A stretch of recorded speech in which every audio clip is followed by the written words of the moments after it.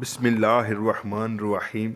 अस्सलामुअलैकुम नाज़रीन, किसी जजीरे में एक अमीर रहता था जिसे शिकार का बहुत शौक़ था। एक जगह किसी गरीब टोकरियाँ बुनने वाले की ज़मीन पड़ती थी। इस ज़मीन में नरसल उगे हुए थे।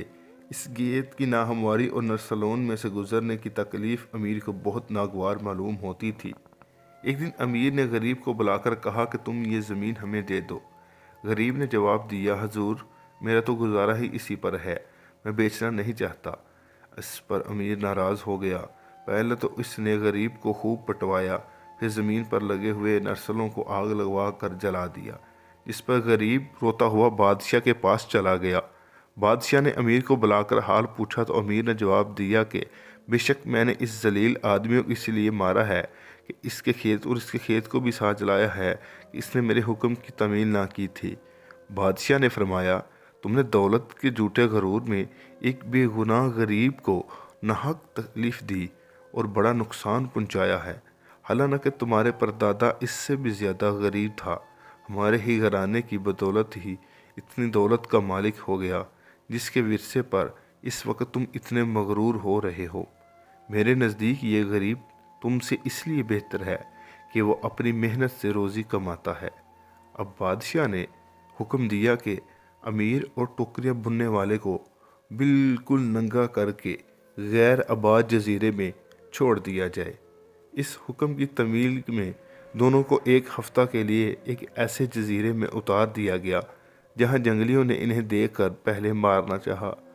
फिर टोकरियाँ बुनने वाले ने इन्हें अशारों के ज़रिए इनकी मिन्नत समाजत की कि हम तुम्हारी खिदमत करेंगे।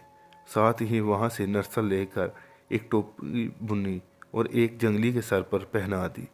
जंगली इस ताज से इस कदर खुश हुए कि इससे टोपियाँ बनवाने के लिए हर वक्त इनकी भीड़ लगी रहती।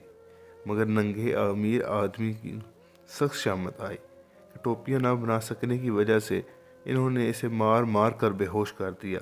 आखिर अमीर आदमी ने जान से तंग आकर टोपियाँ बुनने वाले से कहा कि अगर तुम मुझे इन वहशियों से छुड़ा दो तो मैं घर पहुंचते ही आधी जायदाद और तुम्हारी नज़र कर दूंगा।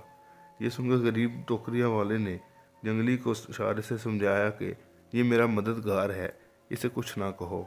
जिस पर जंगलियों ने अमीर को फिर ना छुआ बल्कि टोकरी वाले के साथ इसे भी खाना देने लगे। यूं तू करके हफ्ता गुजरा और एक सरकारी कश्ती आकर इन्हें यहाँ से फिर बादशाह के रूबरू ले गई। मगर अब तो अमीर की हालत ये थी कि काटो तो खून लहू नहीं बदन में। बादशाह ने सब किस्सा सुनकर अमीर से फरमाया कि तुमने देख लिया दौलत का महल कैसा नापायदार और इस पर गरूर करने वाला अहमक और नालायक है। असली दौलत मंद वही है जो हुनर जानता और मेहनत कर सकता है। अब जाओ और अपना वादा पूरा करो और इस गरीब को अपनी आधी जायदाद और बांट दो। अमीर ने घर पहुंचकर इकरार के मुताबिक आधी जायदाद गरीब के हवाले कर दी और इस तरह गरीब ने अपने सब्र का फल पा लिया। Thanks for watching. मज़ीद अच्छी स्टोरीज देखने के लिए हमारे चैनल को लाजमी सब्सक्राइब करें।